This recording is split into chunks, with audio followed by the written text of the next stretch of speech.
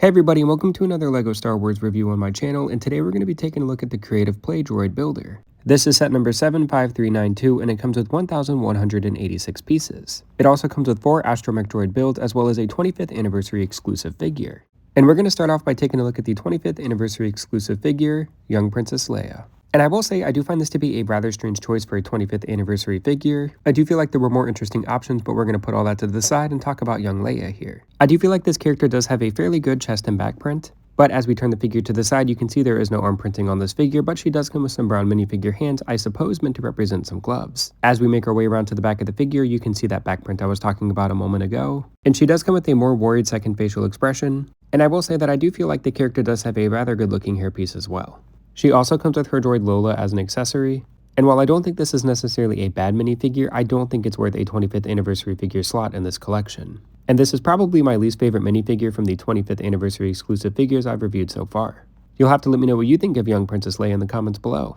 Like with all the other 25th exclusive figures, Leia does come with a printed 25 years of LEGO Star Wars base that has R2-D2 on it. And they also included a stud for Lola, which is pretty cool. With the minifigure out of the way, we're going to start talking about the droids that come in the set, starting with R2-D2. And I do think for being a smaller, simplistic build of R2-D2, I feel like LEGO did a really good job interpreting this character in brick-built form.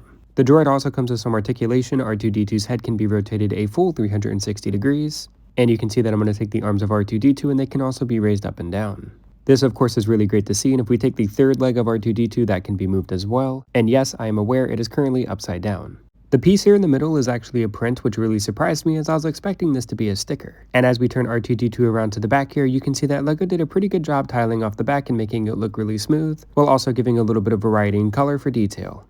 R2-D2 does come with a couple of accessories. The first ones we're going to put on are these headphones here. They can be clipped right onto the top of his head and pushed down on the side for a nice snug fit. He also comes with some really simple brick-built thrusters that can be clipped to the sides of his legs. And while these accessories are only made up of a couple of pieces, I think they do a good job matching the overall aesthetic that LEGO was going for. The final accessory that they have you build with R2-D2 is his duck pull floaty, and in order to attach the float, you have to remove R2-D2's third leg and then pull off part of his torso. Once you have all those pieces removed, you can grab the floaty and attach it nicely to the torso of R2-D2. Once you have everything in place, you can grab the third leg of R2-D2 and secure it nicely back in place. And I will say this is a relatively straightforward and simple process, but there were a couple times I tried to add this accessories and a couple pieces came off. But I do think that once you have all the accessories attached to R2-D2, he does look relatively cool. And I do feel like this is a really cool feature for kids. However, for adult collectors like myself, I will be removing these accessories for display purposes. The next droid we're going to be taking a look at is R5J2. And just like with R2-D2, for a smaller, simplistic build, I do feel like this droid has a fair amount of detail. The head can be rotated a full 360 degrees, and if we take the legs of the droid, they can also be moved up and down.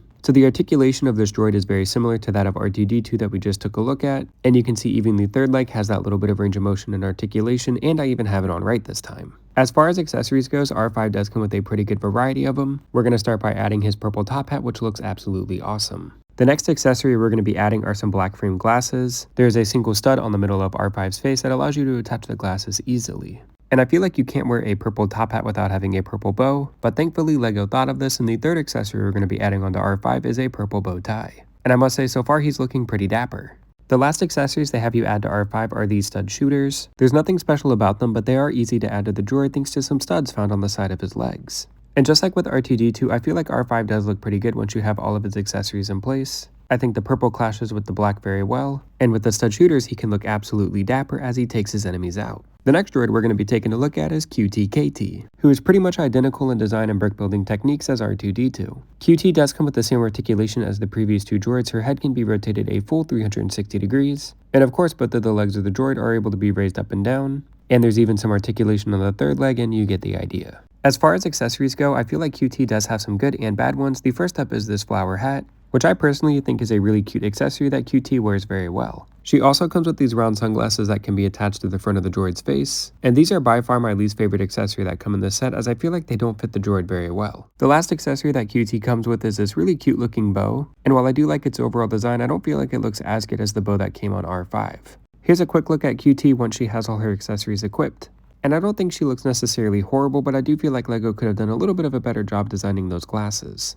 The last droid we're going to be taking a look at is Chopper himself. And just like with the other 3 droids, Chopper does come with the same articulation. The head can be rotated a full 360 degrees, and both of the legs of the droid can also be raised up and down. But I think my favorite part about Chopper is just how it's a little bit of a different build when compared to the other 3. He's just a little bit shorter and has a different anatomy overall. And if we take Chopper and spin him around to the back, you can see some pretty good detail here as well. Chopper does come with quite a few different accessories, the first of which we're going to be taking a look at is this really cool looking cowboy hat. The next couple accessories are small builds that can fit into the hands of Chopper, starting with this really small blue balloon, and then you can put some kind of green dessert in the other hand as well. And once you have both of these accessories in place, Chopper looks like he's ready for a good old time. The last accessory that you can give Chopper is this really simple brick-built mustache. And once you have all the accessories on Chopper, I do feel like he does look relatively goofy, which of course is what I assume LEGO was going for, but I do like him overall. Chopper also comes with a bonus accessory of this red and white hat, however I don't think it's as interesting or cool as the cowboy hat. And of course you can mix and match the different accessories to the droids, which again I feel like is a really cool and creative play feature for kids, and I can see them having an absolute blast designing and customizing these droids. The last thing that I want to mention is this set does come with 4 different instruction manuals, one for each droid. So if you have some friends or family that are into LEGO, you can build these droids together. The LEGO Star Wars Creative Droid Builder retails for a whopping $100, which I do feel like when you look at the set overall does seem a little high for what you're getting. I do think that all 4 droid builds are done relatively well, but I personally would wait for a sale or find the set on clearance before you pick it up. Thanks for watching, and be sure to like and subscribe for more LEGO reviews.